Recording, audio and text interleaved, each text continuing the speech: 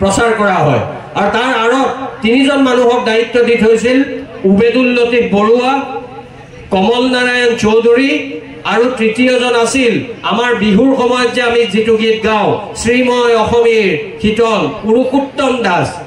তেওঁলোকে 16 আগষ্টৰ দিনা সব পিনে যেতিয়া মৰাখ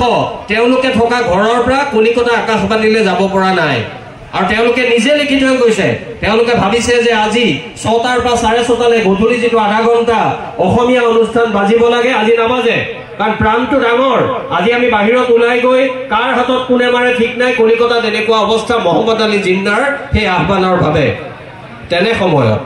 যি তিনিজন মানুহক দায়িত্ব দি থোৱা হৈছিল তেওঁলোকক মই দোষাৰোপ নকৰো প্ৰাণৰ ভয় সকলোৰে আছে আপুনি মই থকা হেতেন আমিও ওলাই নগলো হেতেন কিন্তু অসমীয়া লৰাৰ সাহস চাওক সেই কথাটো আমি অসমীয়াই পাহৰি গলো বাবে মই আজি ইয়াত ক'ব বিচাৰিছো আৰু সেইটো কথা কৈ সামৰিম এই যে 16 আগষ্টত পুৰুষোত্তম দাস কমল নাৰায়ণ চৌধুৰীয়ে তেওঁলোক উৎকণ্ঠাৰে ৰেডিঅ'টো লগাই ৰৈছে তেওঁলোকে ভাবিছে আজি কি বজাব এটো অসমীয়া নাবাজে আমিতো যাবই পৰা নাই তেতিয়া দেখিলে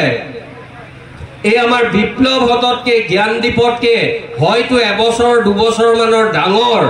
এজন অসমীয়া ছাত্ৰই তেওঁ কলিকতাতো পঢ়া নাছিল তেওঁ কিবা কাৰণত কলিকতালৈ গৈছিল আৰু তেওঁ কথাটো গম পায় তেওঁ কলিকতা আকাশবাণীলৈ গৈ তেওঁ আধা ঘণ্টা সময় বহু প্ৰত্যাহ্বানৰ পিছত চলাই দিলে কোনো কথালে ভয় নকৰি মোহাম্মদ আলী জিন্নাৰ সেই কথাবোৰলে ভয় নকৰি হিন্দু মুছলমানৰ সাম্প্ৰদায়িক সংঘৰ্ষলে ভয় নকৰি প্ৰাণটো বুকুৰ মাজত লৈ তেওঁ অসমীয়া অনুষ্ঠানটো চলাই সমগ্ৰ পাকিস্তান সৃষ্টি কৰা সেইবোৰ শক্তি তেওঁ এটা উচিত বাৰ্তা দিলে তেওঁ আছিল এজন অসমীয়া কিন্তু তেওঁক আমি জন্ম শতবৰ্ষ হল কিমান মানুহে মনত ৰাখিছো মই ভাবো এনেবোৰ কথাৰ চৰ্চা এওঁলোকৰ মাজত যেতিয়া আকাশৰ তলত মেল হয় তেতিয়া হলে আমি সদায় শুনি থকা মানুহতকৈ আমি সুকাভাৰ কথা পাতিম বডৌচাৰ কথা পাতিম শংকৰদেৱৰ কথা পাতিম নৰনাৰায়ণৰ কথা পাতিম জ্যোতি বিষ্ণু ভূপেন হাজৰিকাৰ কথা পাতিম কিন্তু যিবোৰ কমকৈ উল্লেখিত হয় আনসাং হিৰো তেওঁলোকৰ কথাও পাতিব লাগিব আৰু সেইটোৰ মাজতে আছে বডৌচা স্কুলৰ যেটো আদৰ্শ যেটো লক্ষ্য তাৰ মাজত মই ভাবো এটো গভীৰভাৱে সংপৃক্ত হৈ থাকে সেই লৰাজন আছিল সেই লৰাজনৰ জন্মৰ কাহিনীটো মই লৰাজনৰ নামটো ক'ব বিচাৰো লৰাজনৰ যেতিয়া তেওঁ জন্ম হোৱা নাই তেওঁ মাক যেতিয়া গৰ্ভৱতী হল তেওঁলোকৰ এই তেজপুৰৰ যেটো প্ৰখ্যাত মহাভৈৰৱ মন্দিৰ সেই মহাভৈৰৱ মন্দিৰত এগৰাকী প্ৰখ্যাত অসমীয়া সাহিত্যিকৰ লগত এই লৰাজনৰ মাকৰ গান্ধৰ্ব উপায়েৰে বিবাহ হৈছিল তাৰ পিছতে মাক গৰ্ভৱতী হল আৰু গৰ্ভৱতী হোৱাৰ পিছত আমাৰ সমাজৰ কেতবোৰ মানুহে ক'লে আপোনাৰ গৰ্ভৰ সন্তান সোনকালতে নষ্ট কৰক কাৰণ আপোনালোকৰ বিয়াখনক আমাৰ সমাজে স্বীকৃতি নিদিয়ে কাৰণ এইখন জাতপাতৰ কথা নমনাকৈ পতা বিয়া তেতিয়া মাকে কি কৈছিল জানে কোনো অসমীয়া গুৱাহাটী ডিব্ৰুগড় দিল্লীৰ আধুনিক মহিলাই ক'ব নোৱাৰা আজিৰ দিনত তেওঁ কোটি টকীয়া মাৰ্চিডিজ চলাব পাৰে কিন্তু তেনে মহিলাৰ সাহস মই কম যে কম আছে সেইগৰাকী মহিলাই 100 বছৰ আগতে কৈছিল যে মই বিখ্যাত সন্তানৰ মাতৃ হ'ম মই জাৰজ সন্তানৰ মাতৃ নহওঁ আৰু সেইগৰাকী মহিয়সী নাৰী অগ্নিকন্যা চন্দ্ৰপ্ৰভা শইকীয়ানী আৰু সেই ল'ৰাজনৰ নাম যাক আমি পাহৰি গলো তেওঁ গুৱাহাটীৰ এমএলএ আছিল বুলি কোনোবাই মনত ৰাখে 72 চনত মোৰ লাজ লাগে তেওঁ এমএলএ তো সাধাৰণ কথাটো কানাডাৰ তেওঁ শিক্ষানুষ্ঠানৰ অধ্যাপক আছিল ঘূৰি আহি তেওঁৰ নাম আছিল অতুল শইকীয়া উৰেটো জীৱন শ্ৰমিকৰ হিতৰ বাবে তেওঁ এএছটিচি তেওঁ বাহিৰত পঢ়া শুনা কৰা অসমীয়া সেই 1946 চনৰ 16 আগষ্টত বজোৱা তাৰ পিছত তেওঁ বাহিৰৰ পৰা আহি অসমৰ প্ৰান্তীয় নিপীড়িত মানুহৰ বাবে তেওঁ কষ্ট কৰিলে আৰু এবাৰ গুৱাহাটী সমষ্টিৰ পৰা তেওঁ বিধায়ক হ'ল তেওঁৰ নাম আছিল অতুল শইকীয়া তেওঁৰ নাম আমি নাপাওঁ তেওঁৰ নাম নাজানো তেওঁৰ নাম পাহৰি গলো আৰু সেই মানুহজনে প্ৰমাণ কৰিছিল অসমীয়া লৰাই এওঁলোকৰ বয়সৰ লৰাই কি কৰিব পাৰে গতিকে মই ভাবো আৰু এটা কথা কৈলো পিছদিনা 16 আগষ্টৰ পিছদিনা অতুল শইকীয়াই আন এজন অসমীয়া লৰা তেওঁ বাহিৰত পঢ়ে কলিকতাত নহয় অসমত নপঢ়ে তেওঁৰ লগত একেলগে কলিকতাত কি বিচাৰিছিল জানে অমূল্য বৰুৱাৰ মৃতদেহ বিচাৰি নাপালে আৰু আনজন লৰা কোন আনজন ল'ৰা আছিল তেওঁতকৈ 2 বছৰে সৰু আৰু অসমীয়া মানুহৰ হিয়াৰ আমঠু ডক্টৰ ভূপেন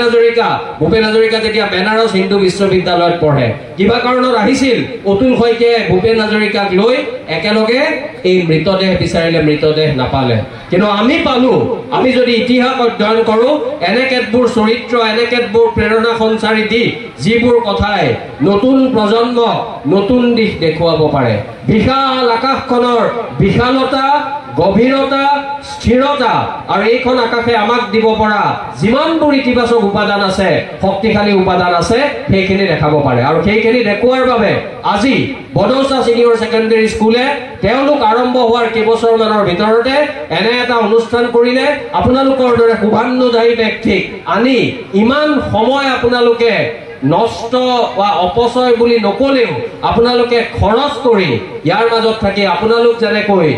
সমৃদ্ধ হল মই ভাবো নতুন প্ৰজন্মৰ ছাত্ৰ ছাত্ৰীয়ে সমগ্ৰ অসমৰ মানুহক বড়ৌচা সিনিয়ৰ সেকেন্ডাৰী স্কুলৰ মাধ্যমেৰে তেনে এটা শক্তিশালী বাৰ্তা দিব আৰু সেই শক্তিশালী বাৰ্তা দিয়াৰ কামনা কৰাৰ পিছত মাইক লৈ থকা আত্মবিশ্বাসী মানুহজনে আত্মবিশ্বাসী নহয় আচলতে লৈ হৈ গৈছে আৰু যদি দীঘলীয়া কৰি থাকে তেতিয়াহ'লে মানুহৰ মনত পেটৰ ভোকে যেনেকে কলমলাব বৰষুণ আকৌ আহিব নাই যেনেকে চিন্তা হ'ব তেনেবোৰ চিন্তাই ভাল কথাবোৰক প্ৰান্তীয় কৰিব গতিকে ভাল কথা প্ৰান্তীয় নহওক মাজলৈ আহক আৰু ময়ূৰ বৰাই ভাষণটো ইমানতে সামৰক ধন্যবাদ ধন্যবাদ তেখেতক ধন্যবাদ জ্ঞাপন কৰিবলৈ ভাৱ আৰু ভাষাৰ কমতি হৈছে তাকৰ হৈছে তেখেতে যিদৰে তেখেতে গোটেই যি কথাখিনি তেখেতৰ মনৰ যি ভাৱ সেই মনৰ ভাৱ প্ৰকাশ কৰিলে তেখেতে এটা কথা কৈছে আমাৰ ছাত্ৰ ছাত্ৰীসকলৰ ওপৰত তেওঁৰ ইমানেই বিশ্বাস আছে তেওঁ কৈছে যে আমাৰ ছাত্ৰ ছাত্ৰীসকলে কেতিয়াও বেয়া কাম কৰিব নোৱাৰে গতিকে মই ছাত্ৰ ছাত্ৰীসকলক অনুৰোধ জনাইছোঁ যে তেওঁলোকে এই যি তেখেতৰ বিশ্বাস এই বিশ্বাস কেতিয়াও তেখেতে ভংগ নকৰে বড়ৌচা সিনিয়ৰ সেকেন্ডাৰী স্কুলৰ প্ৰত্যেকজন ছাত্ৰ ছাত্ৰীয়ে তেওঁ কৈছে অসমৰ ধ্ৰুৱতৰা হৈ জিলিকিব লাগিব বুলি অসমৰ মৰাণ জাতিটোৱে যেনেধৰণে অসমৰ এক শক্তিশালী জাতিৰূপে থিয় দিছে ঠিক সেইদৰে মৰাণৰ অন্তিমজন ৰজাৰ নামত প্ৰতিষ্ঠিত এই বড়ৌচা সিনিয়ৰ সেকেন্ডাৰী স্কুলত পঢ়া ছাত্ৰ ছাত্ৰীও অসমৰ এজন প্ৰভাৱশালী ভাল ব্যক্তি হ'ব লাগিব গতিকে তেখেতে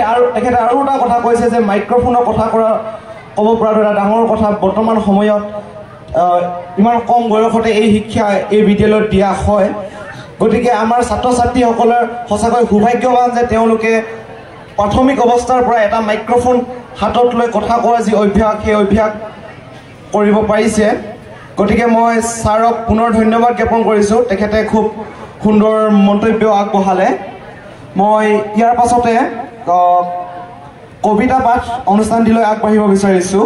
মই কবিতা পাঠ কৰিবৰ বাবে দ্বাদশ শ্ৰেণীৰ ছাত্ৰ লোকনাথ বৰুৱাক মঞ্চলৈ আহিবলৈ অনুৰোধ জনাইছোঁ